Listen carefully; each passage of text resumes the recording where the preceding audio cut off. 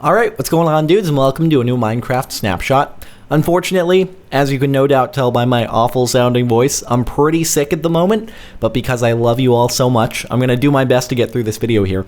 Sadly, I'm not going to be able to record any longer-ish videos until my throat feels a bit better, so Modded Survival may be delayed a bit, but I do have some pre-recorded stuff that I'll be able to post over the next few days while I try to rest.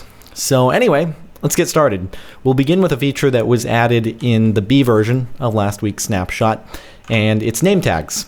So the way this works is if we right-click on the anvil here, and we add a name tag, we can rename it to whatever we actually want to name our mob. So, as usual, we'll go ahead and use the Jerry example, and we'll grab it out of the anvil. Now we'll go ahead and spawn a slime. Hopefully it'll be a small slime.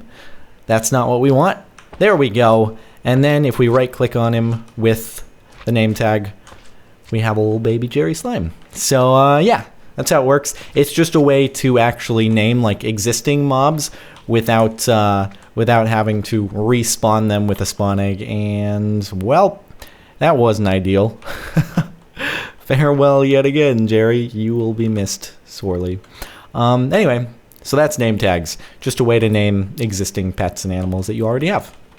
So now let's move on to a new mechanic with the zombies, which is that when you deal damage to them, they will actually have a chance of spawning another zombie within a certain vicinity. So basically, if at nighttime you're fighting a zombie and you hit it a bunch of times, it has a chance of spawning more zombies nearby, then you'll have to hit those, and it's sort of this exponential zombie spawning system thing. So the easiest way to demonstrate this is to just spawn one in the daylight. It's going to catch on fire.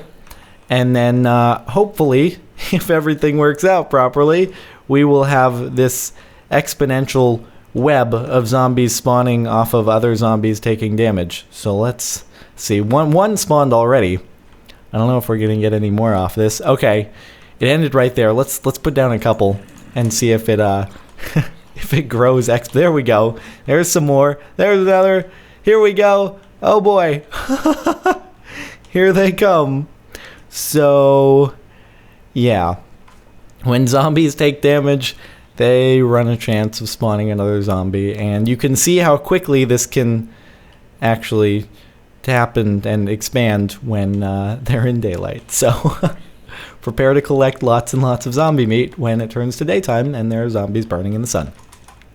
Alright, so now we'll go over to the desert to check out the remaining features. Alright, so here we are in the desert, and something that's been changed with the terrain generation is that now within deserts you'll no longer get these little miniature pockets of water here and there floating around. So obviously we got some rivers here, but as far as like little pockets of water that might have spawned in a flat area like this, or just around wherever in the desert, those have been taken out, so it's more realistically dry and arid and sandy, and you will run a better chance of dying of thirst when you're wandering through them.